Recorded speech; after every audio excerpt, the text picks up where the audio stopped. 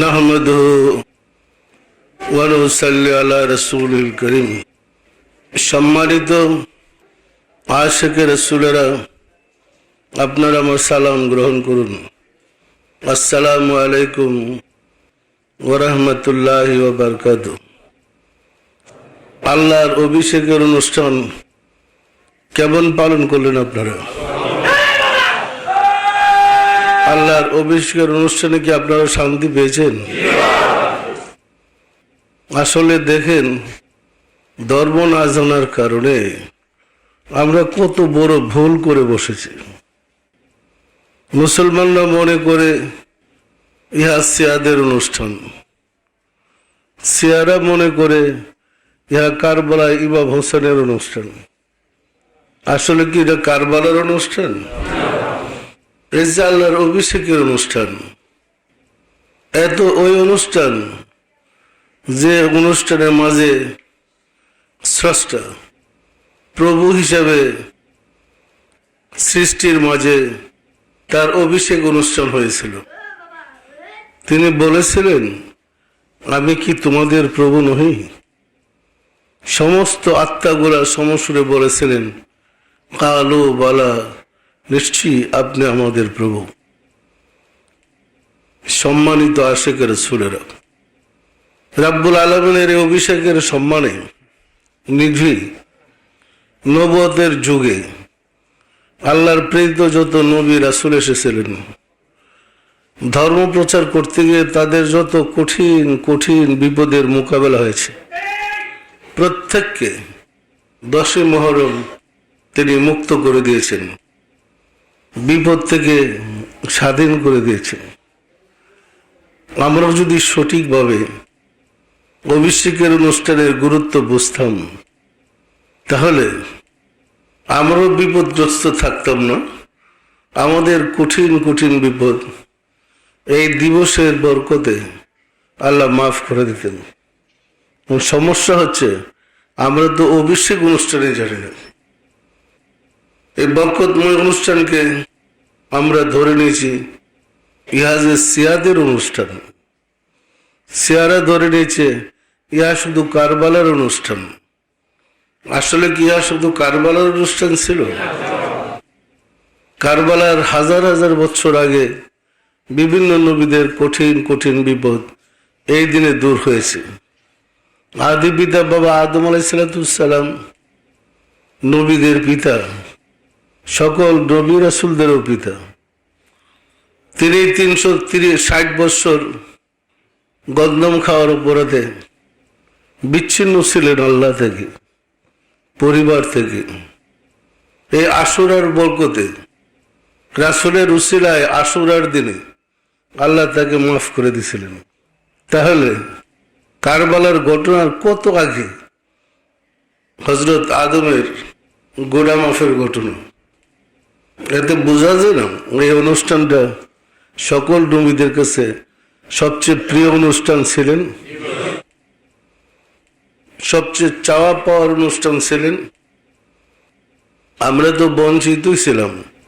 আমার মনে আছে, প্রথম যখন আমরা অনুষ্ঠান পালন করতে গিয়ে লক্ষ লক্ষ লিফলেট সারা দেশে ছড়াই দিয়েছিলাম। লিফলেটের সংখ্যা কোটির ঘরে চলে গেছিল। রাস্তাঘাটে সর্বত্র লিফলেট বিতরণ। এই দিনের পবিত্রতা মানুষ জানো। তো বেশি প্রচারের কারণে আমাদের জায়গারা এত বেশি ব্যস্ত হয়েছিল যে পুরা মাস তারা ব্যতিব্যস্ত। এতে সংবাদপত্রগুলোতে, বিভিন্ন প্রচার মাধ্যমগুলোতে এই দিনের গুরুত্ব সম্বন্ধে, নবী রাসূলদের কঠিন বিপদ দূর হয়েছে এই কথাবার্তাগুলো আসছে। আল্লাহর অভিষেকের দিন এই কথাবার্তাগুলো আসছে। কিন্তু আসলে কি হবে? আর অনুসারে একটা গ্রুপ তো লাগবে যারা এটা পালন করবে। লাগবে না? লাগবে না? জানলে কি হবে? না মানলে? যারা না মানে জানলে কি হয়? আল্লাহ যাদেরকে নসিব ভালো করেছে কেবল তারাই তো এই বরকত, এই রহমত পাবে। কি বলেন? সম্মানিত আশিকে রাসূলেরা, প্রতি বছর, প্রতিদিন, প্রতিক্ষণ এমন নিয়ামত আমাদের সামনে দিয়ে চলে যাচ্ছে, না জানার কারণে আমরা নিয়ামত থেকে বঞ্চিত। সামনে আবার আমাদের কাছে আসতেছে পবিত্র ঈদে মিলাদুন নবী। অনেকে আবার প্রশ্ন করে, আবার কোনো কোনো ওলামায়ে কেরাম বলে মানুষের ঈদ তো দুইটা, ওনারা আবার আরেকটা ঈদ বানালো কোথা থেকে? ঈদ কি বানানো যায়? আল্লাহ দয়া করে না দিলে নিজে নিজে কি ঈদ বানানো যায়? আসলে ধর্ম না জানার কারণে যেটা প্রকৃত ঈদ হওয়ার কথা ছিল, আমরা সেই ঈদকে পালন করছি না।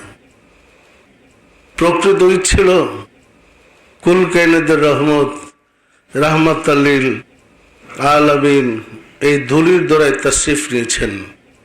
এই আনন্দ সমগ্র সৃষ্টির জন্য আনন্দ, এই আনন্দ সমগ্র ফেরেশতা কুলের আনন্দ, এই আনন্দ সমস্ত নবী রাসূলদের আনন্দ, এই আনন্দ সমস্ত আত্মার আনন্দ। এই আনন্দ ছিল রাব্বুল আলামিনের জন্য শ্রেষ্ঠ আনন্দ। কারণ জগৎ পরিকল্পনা বা সৃষ্টি করার পিছনে কারণই ছিল রাহমাতুল লিল আলামিন। রাসূলকে কেন্দ্র করে তিনি সমগ্র সৃষ্টি সমস্ত আয়োজন, এই নবমণ্ডল ভূমণ্ডল সৃষ্টির আয়োজন করেছিলেন। সমস্ত আয়োজন সমাপ্তির পরে যখন প্রধান অতিথি মেহমান আসলেন, এটা স্রষ্টার জন্য কি সবচেয়ে বড় আনন্দ ছিলেন না? তাই তো তিনি ফেরেশতা কুলদেরকে নিয়ে সালাম পাঠাইছিলেন, দুরূদ পড়তেছিলেন রাসূলের উপরে। সম্মানিত আশিকে রাসূলেরা, আমরা না জানার কারণে দেখবেন ঈদে মিলাদুন নবী থেকে বঞ্চিত হচ্ছে। একটা শ্রেণী বলে ইহা আবার কোন ঈদ বলে, কিন্তু আসলে ধর্ম সম্বন্ধে জানা নাই, নিজেকে পণ্ডিত মনে করে আসলে ধর্ম সম্বন্ধে খবরই নেই।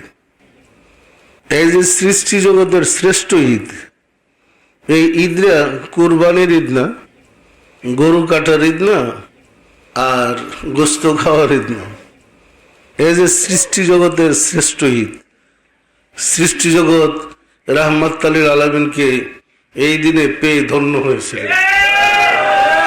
সত্য না মিথ্যা বলেন?